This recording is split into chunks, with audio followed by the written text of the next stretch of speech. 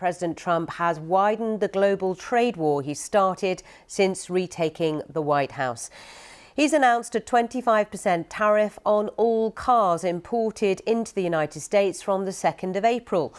The US president claimed the measures would spur growth in the US car industry and create jobs and investment. US imports roughly 8 million cars. That was last year's number, accounting for about $240 billion in trade and roughly half of overall sales. It's the top foreign supplier of cars to the US, followed by South Korea, Japan, Canada and Germany. Analysts estimate that 25% tariffs on car parts from Mexico and Canada could add between $4,000 and $10,000 in costs, depending on the vehicle. This will continue to spur growth like you haven't seen. Before I was elected, we were losing all of our plants. They were being built in Mexico and Canada and other places. Now those plants largely have stopped and they're moving them to our country. In Indiana, the great state of Indiana, I love Indiana. Honda is building one of the biggest plants anywhere, and they've just started. They wouldn't have done it without this.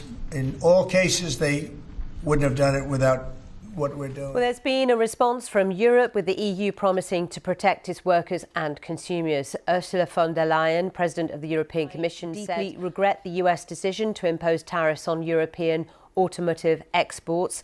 She went on to say tariffs are taxes, bad for businesses, worse for consumers, equally in the US and in the European Union. Canada's new Prime Minister Mark Carney called the tariffs a direct attack on Canadian workers and vowed his country would rebound on its own. We will build an all-in Canada network for auto manufacturing components.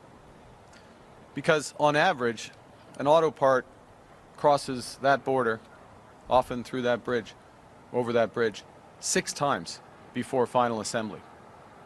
And in a trade war, that's a huge vulnerability. Well, let's bring in Rufus Yerza, who's former Deputy Director General of the World Trade Organization. Welcome to BBC News. Thank you. Good to be here. So, first of all, your initial reaction, the impact this will have. Well, this is really the first major battle of the trade war. We might say the preliminaries are over.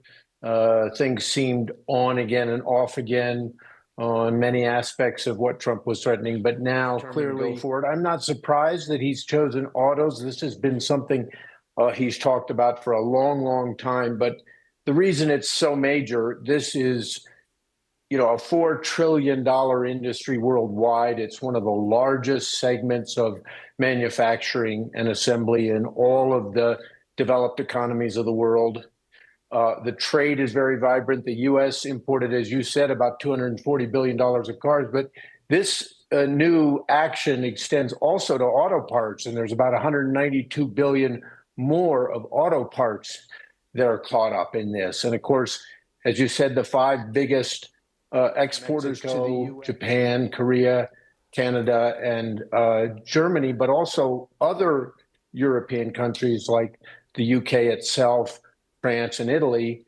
And so this is now a trade conflict between the U.S. and its traditional allies and partners, both in free trade and in democracy.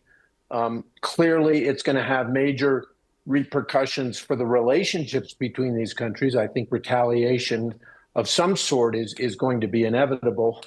And it's going to have a major impact on these economies as well as the U.S. economy.